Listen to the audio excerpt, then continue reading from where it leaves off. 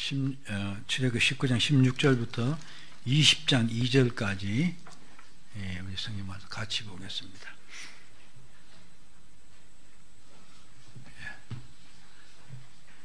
교독하겠습니다. 제가 먼저 볼게요. 19장 16절부터 20장 2절까지입니다. 셋째 날 아침에 우레와 번개와 빽빽한 구름이 산 위에 있고 나팔 소리가 매우 크게 들리니 진중에 있는 모든 백성들이 다 떨더라.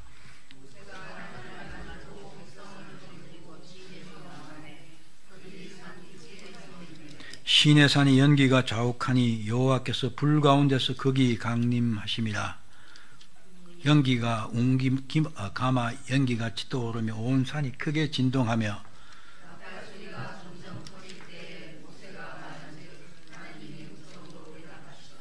여호와께서 시내산 곧 그 산 꼭대기에 강림하시고 모세를 그리로 부르시니 모세가 올라가매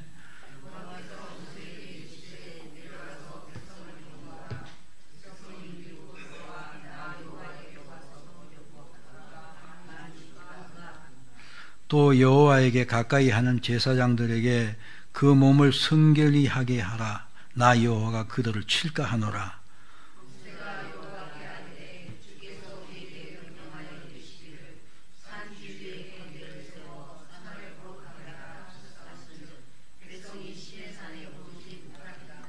여호와께서 그에게 이르시되 가라. 너는 내려가서 아론과 함께 올라오고 제사장들과 백성에게 경계를 넘어 나 여호와께로 올라오지 못하게 하라. 내가 그들을 칠까 하노라. 하나님이 이 모든 말씀으로 말씀하여 이르시되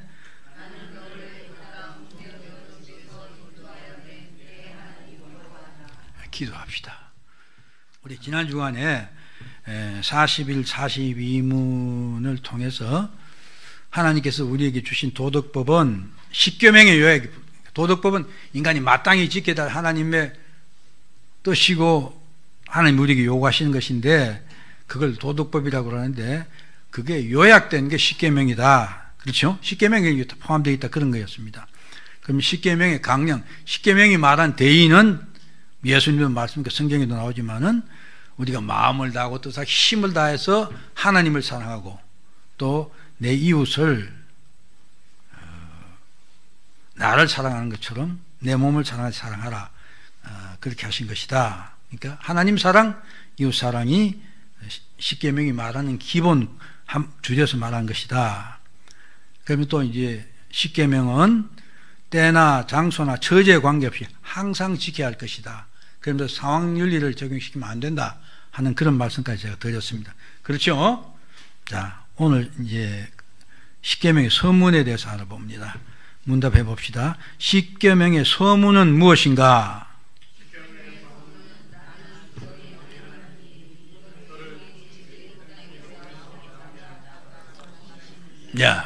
예. 오늘 우리가 읽은 부분 중에서 20장 2절이 여기 보면 십계명의 서문은 나는 주 너희 하나님이니 너를 종의 집 애굽 땅에서 나오게 한 자다. 이 말이 뭐 이렇게 단어만 조금 이렇게 다르긴 실제 내용이 바로 출애굽기 20장 2절이 십계명의 서문이다 이렇게 말하고 있는 것입니다. 그렇죠?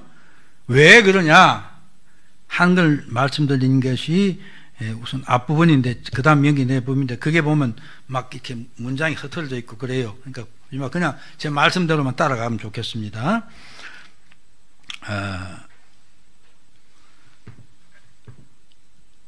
이렇게 십계명의 구조가 보면 물론 신명기 5장에도 나오지만은 출애굽기는 보면 20장 1절 2절이 나오고 근데 이게 첫 번째 20장 1절은 하나님이 이 모든 말씀을 했다 하는 거예요. 2절이 바로 내가 너를 애굽 땅 즉 종되었던 집에서 인도해낸 내 하나님 여호와다. 하나님이 자신을 밝히는 그런 내용이죠. 그리고 바로 3절부터 17절까지가 십계명이 나옵니다.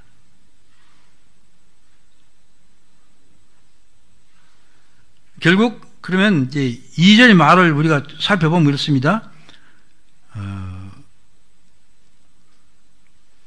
나는 여호와 하나님인데 바로 누구냐? 너희를 종되어서 노예 생활하고 있는 애굽에서 구원한 자다 이것입니다. 그렇죠? 2절 말씀을 요약하면 바로 그렇습니다.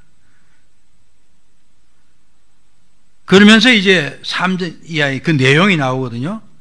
그렇기 때문에 2절이 말하고자 하는 바는 바로 이 십계명을 지금부터 말하는데 주는 하나님이 누구냐? 나 여호와 하나님인데 바로 너희를 구원해낸 여호와 하나님이다 하는 그 말이지요.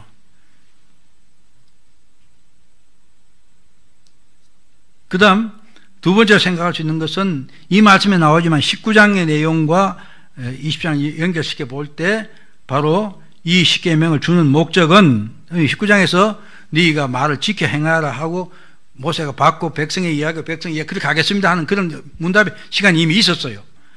그렇게 봤을 때 이 말씀을 주는 목적까지도 이 말씀이 포함되어 있다 이렇게 볼 수 있다 이것입니다. 그렇기 때문에 그러니까 2절이 성격이 십계명의 서문이다 말할 수 있다. 왜? 주신 자가 누구냐, 주시는 목적이 무엇이냐를 말하고 있기 때문에 서문이다. 종교개혁자 칼빈 보니까 지금 칼빈이라는 말이 표준말이 아닌 모양이에요. 아마 그 번역 때문에 그런지 원래 이게 칼빈이 프랑스 사람 아닙니까? 칼빈을 하면 스펠링 그 프랑스 말 읽으면 칼뱅이거든요. 그래서 칼뱅이, 그래서 제가 오늘 칼뱅이로 썼어요. 근데 앞으로 그렇게 써야 될 것 같아요. 네, 아무튼 칼뱅도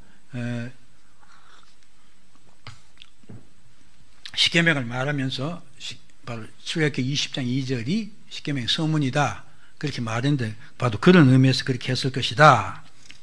자, 그러면서 우리가 이게 십계명과 십계명 전체를 보면서 좀 이 말씀을 제가 19장을 오늘 좀 길게 읽었죠. 12장은 바로 그 서문 그 부분만 읽어놓고 안 읽었는데 하나님께서 19장 1절에 보면요, 이스라엘 자손이 애굽 땅을 지난 지 3개월이 되던 날 그들이 시내 광야에 이르렀다 이렇게 말하고 있어요.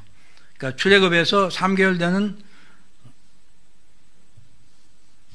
달에 시내 광야에 도착해서 시내산에서 이제 십계명을 받게 됩니다. 그때 19장에 보면 오늘 읽지 않은 앞부분에 보면요 4절부터 6절이죠. 여러분 그냥 눈으로 보고 한번 따라가세요. 나의 애굽 사람에게 어떻게 행하였음과 내가 어떻게 독수리 날개로 너희를 업어 내게로 인도하였음을 너희가 보았느니라.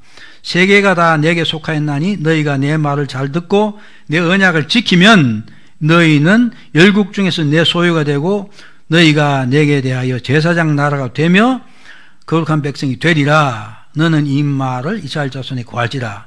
즉 하나님께서 그들을 애굽에서 놀라운 능력을 구원해내는 걸 늘 다 봤다는 것이죠. 봤는데 그 목적이 무엇이냐 하면 구원하신 목적이 너희들이 나와의 언약을 지킨다면 바로 내 소유가 된다는 것입니다. 이스라엘은 하나님의 소유가 되고 제사장 나라가 되고 또 거룩한 백성이 된다. 그 목적을 위해서 구원해냈다 이것입니다. 그러면서 이제 모세가 이 말을 듣고 이스라엘 백성들을 전하니까 이스라엘 백성들이 하나님 말씀을 지키고 살겠습니다. 이렇게 하니까 하나님께서 그러면 이거 내려가서 다시 백성들을 2일 동안 옷을 빨고 정결하게 하고 부부관계도 금하고 뭐 그렇게 하라. 그 셋째 날에 내가 시내산에 강림할 것이다. 그래서 이제 계명을 주겠다 그렇게 말씀하신 것이죠.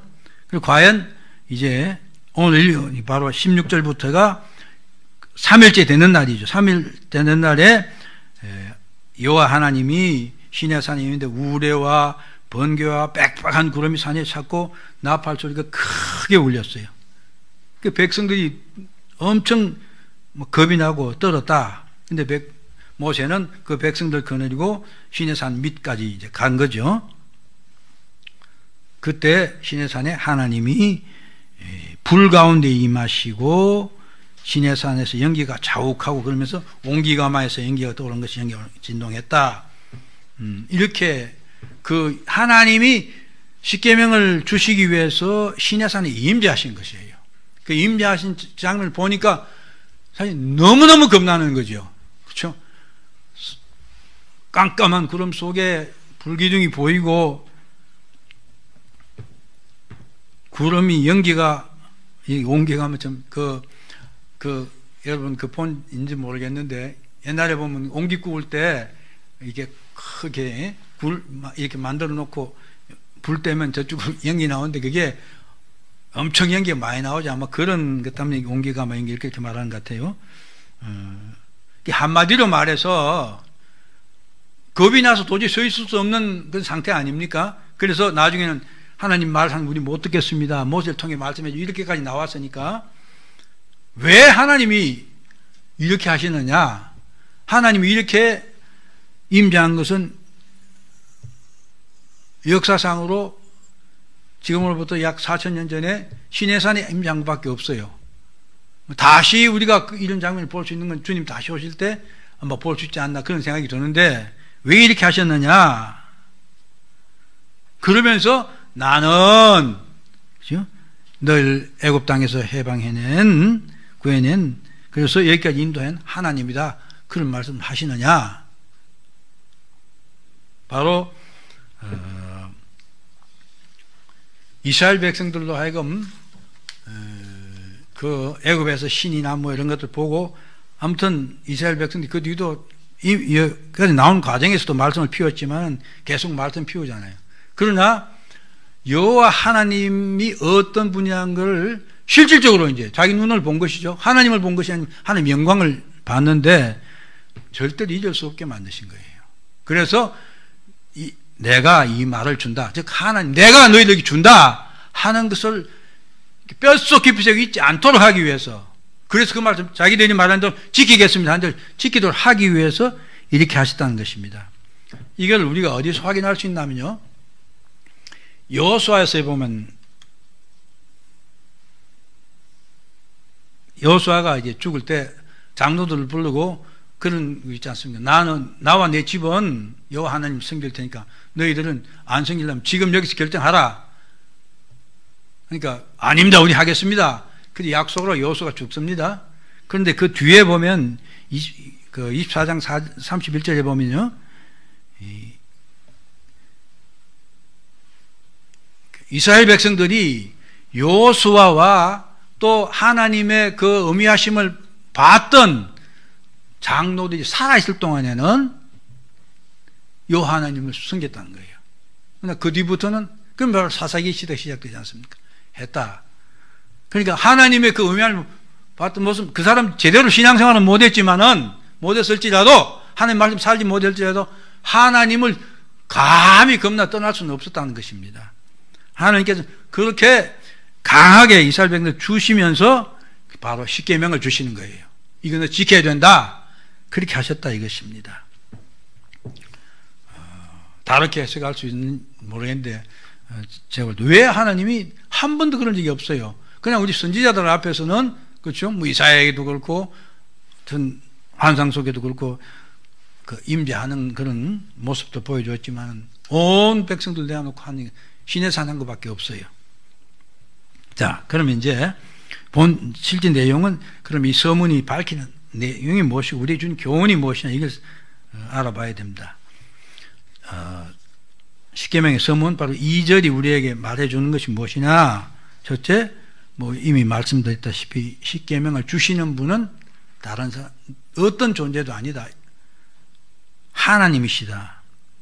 바로 그것입니다. 십계명은 하나님께서 그의 백성이 준행하도록 주신 것입니다. 그 말을 바꾸면 십계명이 법이라면 우리가 지킬 규칙이라면 그 법을 세우신 분이 누구냐? 하나님이시다는 것입니다. 이건 인간의 법이 아닙니다. 그렇죠? 즉 인간의 본분을 기록한 하나님의 법이다. 그리고 이걸 요약한 것이라 그랬기 때문에 제가 쉽게 하나님이 주신 도덕법의 요약이고 정수이다 이렇게 말을 했습니다. 반드시 지켜야 될 규칙이다.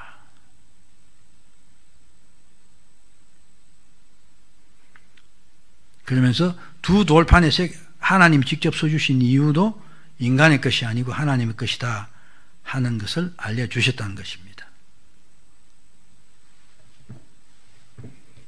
인간의 도덕법이 아니다 하는 것을 우리가 반드시 기억해야 됩니다.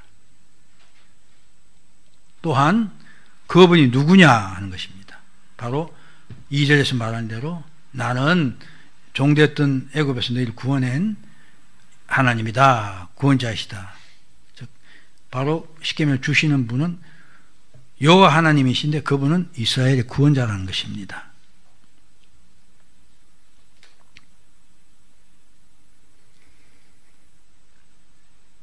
그 하나님은 그들 조상 아브라함과 이삭과 야곱의 하나님이십니다. 언약을 성취시키는 분입니다. 여호와라는 이름이 뒤에서 설명될 텐데 다시 한번 반드시 그 언약을 성취시킵니다. 우리가 아는데 창세기 15장에 보면 하나님께서 아브라함에게 그런 약속을 하죠. 너 후손이 400년 동안 이방 땅에 가서 고통을 받다가 나오게 된다. 하나님께서 그때 그들을 징치하고 많은 재물을 너희들이 갖고 나오게 하실 거다. 그래서 가나안 땅을 너희들 후손에 주신다 하는 그런 약속을 하셨는데 그 약속을 성취시키시는 하나님, 이스라엘의 구원자 하나님이다. 이것이 야훼다. 야훼가 아니죠. 야훼가 잘못됐다고 지난번에 우리 황 목사님 말씀하시는데 아무튼 여호와 하나님입니다. 우리가 하는 그 하나님은 세상의 신이 아니다. 즉 인간이 만든 신이 아니다. 여호와 하나님입니다. 그 이름이 말한 대로 인간이 그들의 필요에 따라서 사단에 미혹돼서 만들어낸 신이 아니다는 것입니다.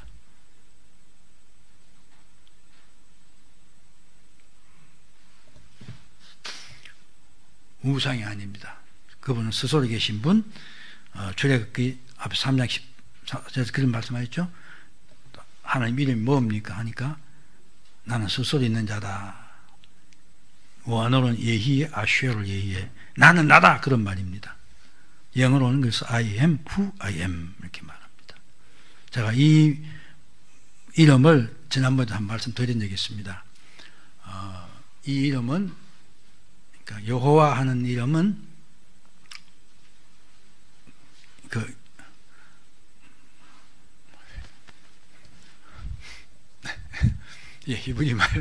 히브리 하야 비동사에서 온 말이에요. 영어 비동사에서 하야에서 온 야훼라는 말이 하야에서 온 말이다 이것입니다. 우리가 아는데 영어 비동사와 똑같아요. 비동사는 영어의 is죠. 3인称 be 기본 동사 be인데 be는 기본 그 의미가 세 가지가 있어요. 존재를 의미해요. be는 있다 이런 말이 되죠. 그 다음 또 무엇이다 이렇게 말해요. 그 다음에 become이라는 의미도 있어요. 되다 하는 의미예요. 그 인물 히브리 문법은 뭡니까? 히트 파일 용법이라든지 이렇게 쓰면 어떻게 되냐면 있다, 있을 것을 있게 하신다, 된다, 되게 해야 될 되게 하신다 이런 의미까지 다 포함되는 말이 여호와라는 이름 속에 포함되어 있다 이 말입니다. 그렇기 때문에 이것을 통상 보면 신학자들이 이 여호와라는 이름이 언약을 지키시는 하나님이라고 그렇게 해석을 해요. 언약을 지킨다는 것이 무슨 말입니까? 하나님께서 약속을 해놓은 것이죠. 그것이 되어야 될 것이 하나님 뜻인 것입니다. 반드시 되어야 되는 것이에요. 되어야 될 것을 되게 하신 하나님이다. 그런 말입니다. 그렇기 때문에 우리가 성경 속에서 하나님께서 작정하시고 저와 여러분 택하여 부르시면 반드시 구원이 성취된다. 그렇죠? 그 말도 다 그 여호와 이름 속에 다 포함되어 있는 말입니다. 그분은 스스로 계신 분이고 우리들에게 있어야 될 것 있게 하신다. 그렇기 때문에 우리들 그렇게 말하죠. 우리 삶에 필요한 것 채워주신다. 하나님 절대로 저와 여러분들을 하나님께 훈련시켜서 굶기실지 모르지만 우리가 먹어야 될 것을 먹게 하시고 입어야 될 것 입게 하시는 분. 마태복음 6장에도 그렇지 않습니까? 산에 동주에 나는 새를 보라. 그아이들이 먹게 되고 또 덜꽃이 피는 걸 보라. 솔로몬의 영광보다 그게 더 낫다 그러면서 이 표를 있게 하신다. 그게 하나님이시다. 그 하나님, 이미 그 하나님이란 그 본질 속에 그 말이 포함되어 있다 하는 걸 확실해야 됩니다. 이번 교회 이거 아십시오. 그래서 하나님은 말씀하신 것, 약속하신 것 그대로 반드시 이루십니다. 그래서 제가 그 밑에 풀었었는데 이스라엘 백성을 애굽에서 구원하신 여호와 하나님은 창조주이시며 절대 주권을 가지신 분으로 그분이 기뻐하시는 뜻에 따라 이스라엘을 택하여 자기 백성 삼으시고 구원하여 내시고 말씀을 주시고 계명을 주시고 그 말씀을 하나님의 백성의 표로 지키게 하시는 것입니다. 그 저희 여러분들은 하나님의 말씀을 반드시 지켜야 됩니다. 그래서 또 교훈해놓고 이스라엘은 하나님의 백성이다 하고 또 하나 하나님의 백성 의무가 있다. 즉 하나님이 이스라엘 백성들에게 십계명을 주셨다는 것은 하나님과 이스라엘 백성 간에는 특별한 관계가 있다는 것이죠. 그걸 하나님께 내 백성이라고 그랬어요. 또 아까 읽은 19장 6절에 보면 너희가 내게 대하여 제사장 나라가 되면 거룩한 백성이 되리라. 레위기 20절 12절에는 나는 너희 중에 행하여 너희 하나님이 되고 너희는 나의 백성이 될 것이라. 우리는 하나님의 그분이 만드셨다 하는 그런 관점에서 보고 새롭게 지으셨다는 그런 관점에서 우리 자녀가 되는 것이고 언약 관계에서 하나님은 왕이시고 우리는 백성인 것입니다.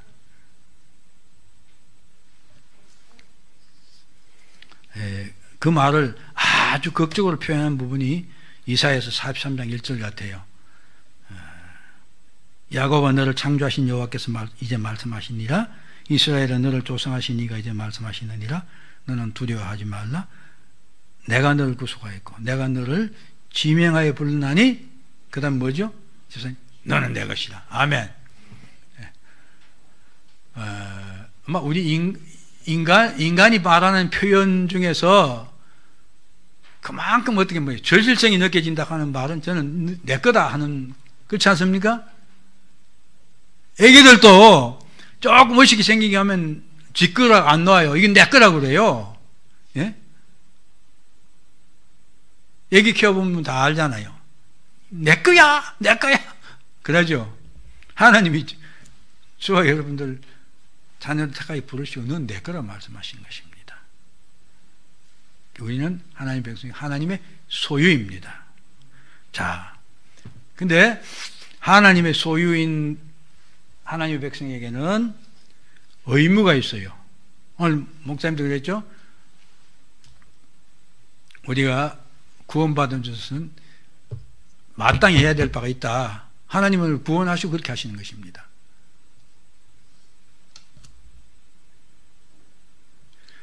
제사장 나라가 되라. 그렇게 말했는데 그 의무를 탁 몽땅거리면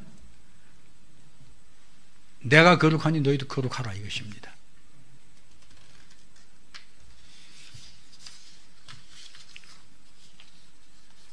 제가 뒤에 그 레위기 11장 있는 말씀, 나는 여호와 너희 하나님이라. 내가 거룩하니 너희도 몸을 구별하여 거룩하게 하고 땅에 기는 바 기어다니는 것을 인하여 스스로 더럽히지 말라. 나는 너희 하나님이 되고 너희를 애굽 땅에서 인도하여 낸 여호와라. 그렇죠? 내가 거룩하니 너희도 거룩하자. 19장 2절에는 그렇죠? 너희는 거룩하라. 이는 나 여호와 너희 하나님이 거룩함이니라. 자, 이 하나님의 명령은 기본적인 요구는 신약시대 그대로 내려오는 것입니다. 그렇죠? 그래서 베드로전서에도 그렇게 말하고 데살로니가전서에도 말하고. 우리가 거룩해야 된다. 그렇게 말합니다. 예수님도 그 요한복음 10장에서 좀 기도하실 때 그렇죠? 저희를 진리로 거룩하게 하소서. 아버지의 말씀은 진리니이다. 하나님은 거룩해야 된다. 자, 거룩에 대해서 조금만 생각해보고 마칠까 합니다. 여러분, 거룩이 무슨 말이죠? 예? 너무, 그러니까 우리는 이제 뭐 거룩이라면 좀 엄숙하다거나 이런 쪽을 생각하기 쉬운데 성경 기본 개념은 하나님이 거룩하다 그러죠. 물론 하나님은 무조건 그죠. 하나님이 인간과 구별되는 피조물과 구별된 존재라는 것입니다. 그럼 저와 여러분들이 하나님 백성을 거룩하다는 건 구별되라. 뭐에서 구별되라는 것입니까? 이것만 오늘 말씀하고 넘어갑시다. 예? 뭐에서 거룩하라는 것입니까? 뭐에서 구별되라는 것이냐 이거죠. 예? 삶 속에서 그래 구별되는데 뭐하고 구별되냐? 뭐하고? 구별한 거는 이쪽에 있으면 이쪽에 있는 게 이렇게 다른 것 아니에요. 세상이죠. 사단이 지배하는 세상, 사단의 가치관, 사단의 백성들이 사는 삶의 방식, 사고방식, 그래서 세상에서 구별되는 것이에요. 그래서 뭔가 세상이 짜고자 하면 세상과 짜고자 하면 망한다는 것이에요. 그런데 너무 많은 사람들이 그렇죠? 아마 이렇게 아마 우리 교회 집사님들 중에서도 많이 그런 분들이 그렇게 생각할 겁니다. 내가 가서 내가 하나님 백성됨을 직장에서는 어떤 관계 속에서 밝히고 그것을 내 주장대로 나는 하나님 말씀대로 당신들하고 같이 안 하겠다, 먹는 것도 같이 안 먹겠다, 노는 것도 같이 안 놀겠다 하면 직장이 쫓겨나게 생겼어요. 그렇게 되겠죠?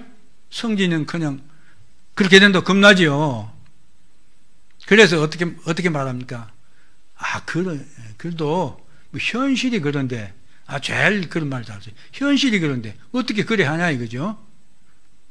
그렇잖아요. 그래서 약간 이렇게 타협해서 가려고 그래요.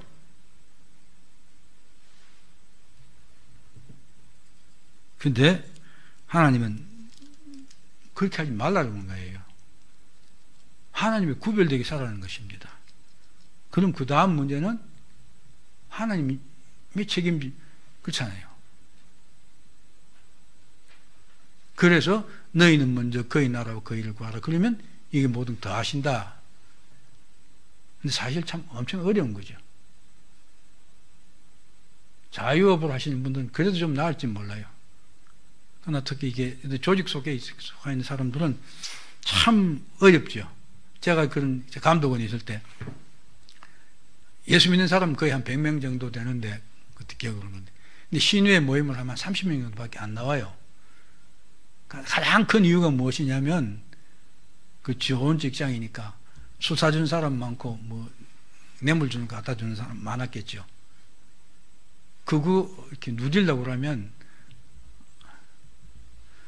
예수 믿는 거 표 내고 다니면 야 예수 믿는 술 마신다 소리 하잖아요. 그러니까 뭐 뇌물 받는다 소리 할 테니까 그거 싫어서 너무 꿀이 달죠. 현실적인 꿀이 다니까 안 하는 겁니다. 하나님이 저희와 여러분들 부르시고 하나님 자녀 백성 삼으시고 명령하신 것은 거룩하라는 것입니다. 세상과 구별되라. 세상과 짝하면 망한다. 이것입니다. 이건 우리가 매 순간에 이걸 요구받습니다. 그렇죠? 우리 목사님 말씀 그렇죠? 이제 오늘 목사님 정말 시원하게 말씀해 주셔서 고맙던데 그렇죠? 우물우물할 시간 없어요. 그렇지 않습니까? 뭐 하고 오늘 그리고 또 오늘 말씀 그렇지만 어떻게 내가 그렇게 살아? 그렇게 하고 나가 몰지만은 내일을 어떻게 합니까? 내일 어떻게 합니까? 그렇죠? 내가 부러움을 받을지 하나님께서 아무리 생각해도 안 되겠다. 제가 요즘 많이 고민스러운 게 그거예요. 저는 사실 그 북한 기독교가 신앙의 지하에 숨은 성도들이 자유를 얻고 하는 게 이스라엘을 생각하면서 제가 하나님께 한참 그렇게 기도한 적이 있어요. 하나님, 이스라엘 백성들은 70년에 풀어주셨잖아요. 근데 왜 북한 안 풀어줍니까? 하고 엄청 제가 그렇게 하나님께 때를 쓴 적이 있어요. 근데 그것도 분명히 안아주시는 거 보면 이스라엘에 적용된 공식, 한국 그러니까 공식이라고 하면 이상하지만 적용 안 된다는 이야기예요. 그렇죠? 그러면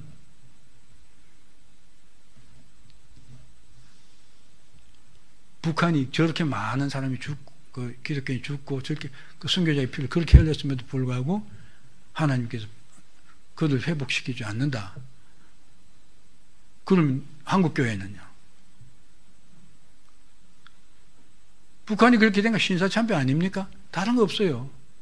근데 그 시간도 기독교가 전반적인 한 50년 정도 됐을 때 기독교가 그렇게 함으로 그냥 하나님께서 그렇게 징계를 내리신 건데, 북한 사람은 그렇게 몹쓸 고통받게 하고 우리 남한은 뺀질뺀질하게 말 안 듣고 하는 기독교는 가만두시겠습니까? 저는 그런 면에서 제일 겁이 나요. 뭐 다른 것보다. 사랑하는 여러분, 저와 여러분들은 구별된 하나님의 백성이 되어야 됩니다. 기도합시다.